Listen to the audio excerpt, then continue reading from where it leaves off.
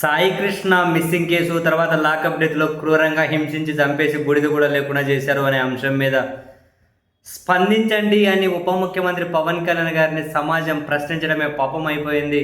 2 రోజుల కిందట ఆయన స్పందన చూసాం. నన్ను అడుగుతారే, నన్ను ఎందుకు అడుగుతారు, నన్ను అడుగుతుంటే మీరందరూ ఏం చేస్తున్నారు అని జనసేన పార్టీ ప్రజాప్రతినిధుల మీద వాళ్ళ నాయకుల మీద అదే వేదిక మీద ఆయన శివాలెత్తిపోయారు. మీరు స్పందించుకొని ఏం చేస్తున్నారు, అందరూ నన్ను అడుగుతారు, నాకేం సంబంధం, హోమ్ డిపార్ట్మెంట్ నాకు ఉండే పరిస్థితి వేరేలా ఉండేది.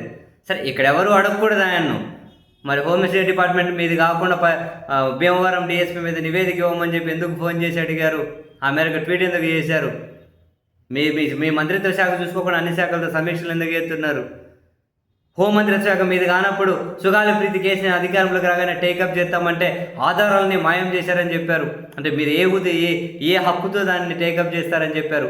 ఇటువంటివన్నీ ఎవరు ఏమీ అడగకూడదు. ఆయన ఇది మాట్లాడే దానికి తల ఊపుతూ పోవాలి, లేకపోతే ఆయన ఆవేశం శివాలు ఎత్తిపోతూ ఉంటారు.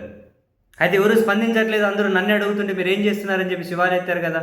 సో వాళ్ళ నాయకులు వచ్చేసారు. ఇంకా ఒక ఆయన కాకినాడలో సమావేశం పెట్టి ఆ నా కొడుకు ఈ నా కొడుకు వాడు వీడు జగన్ అని చెప్పి పెట్టరేగిపోతాడు. మరొక రీళ్ళు ఇక్కడైనా బయలుదేరారు. తిరుపతి నుంచి ఆయన జనసేన అంట కిరణ్ రాయల్ అని ఆయన వీడియోలు రిలీజ్ చేసుకుంటూ రైల్వే కొడుకులు అరవ శ్రీధర్ అట వీళ్ళ ఈ సైన్యం కూడా అంటే పవన్ కళ్యాణ్ గారి సైన్యం రంగంలోకి దిగింది.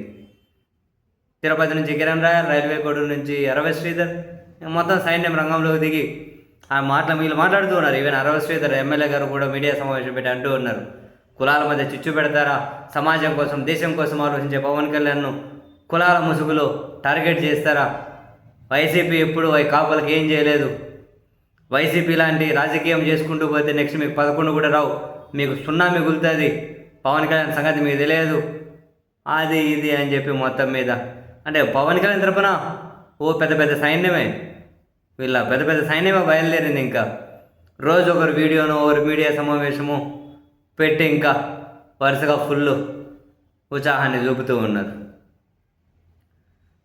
మొత్తానికైతే మనం ఏం మాట్లాడినా బహుశా ఈ ఇండికేషన్తోనే లేండి. కొన్ని రోజుల కిందట నాగబాబు గారు కానీ ఒక ట్వీట్ చేసిండే, మా నాయకుడు ఏం చెబితే తినాలి, అన్నీ మూసుకొని అని కూడా అన్నాడు. మేము మొత్తం నవరంధ్రాలు మూసుకొని వినాలి, ఆయన మళ్ళీ ఎదురు ప్రశ్నించకండి అని. బహుశా అది రాష్ట్రం అందరికీ వర్తిస్తుందని చెప్పి ఆయన ఏమన్నా వాళ్ళ ఫీలింగ్ ఏమో మనకు తెలియదు. కానీ ఏదైనా అంశం మీద ప్రశ్నించు అంటే అయిపోయి, ఏదైనా అంశం మీద స్పందించు అంటే అయిపోయి, అసలు ఆయన కోపంతో ఊగిపోతూ ఉంటారు.